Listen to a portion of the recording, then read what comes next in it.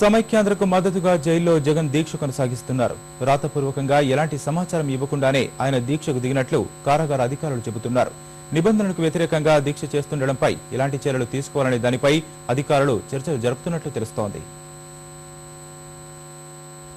అక్రమాస్తుల కేసులో అరెస్ట్ అయి జైల్లో ఉన్న జగన్ సమైక్యాంధ్రకు మద్దతుగా దీక్షకు కూర్చోవడం చర్చనీయాంశంగా మారింది. దీక్ష చేస్తారన్న సమాచారంతో అధికారులు అప్రమత్తం అయ్యారు. దీక్ష సంగతి జగన్ రాతపూర్వకంగా తెలపకపోవడంతో ఆయన రోజువారీ విధులపై దృష్టి పెట్టారు. ఉదయం మధ్యాహ్నం ఆహారం తీసుకోలేదన్న విషయాన్ని గమనించారు. జగన్ ప్రత్యేక హోదా ఉన్న ఖైదీ కావడంతో ఆయన ఆహారం ఆయనే వండుకునే వెసులుబాటు ఉంది. ఆయన చెప్తే తప్ప ఆహారం తీసుకున్నారా లేదా అన్న సంగతి తేల్చే అవకాశం లేదు. ఎవరైనా ఖైదీ 24 గంటల పాటు భోజనం తీసుకున్నప్పుడు మాత్రమే కారణాలు ఆరా తీయగలమని అధికారులు చెప్తున్నారు.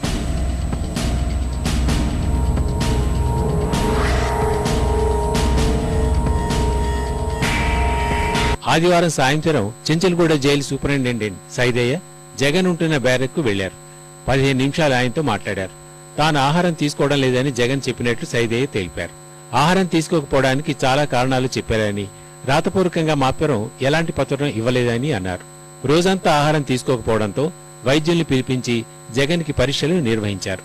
ఆయన ఆరోగ్యంగానే ఉన్నట్లు పరీక్షల్లో తేలింది. ఆహారం తీసుకోకపోవడం, జైలు నిబంధనలకు విరుద్ధం కావడం వల్ల జగన్ పై ఎలాంటి చర్య తీసుకోవాలన్న దానిపై అధికారులతో చర్చిస్తున్నామని సైదయ్య తెలిపారు.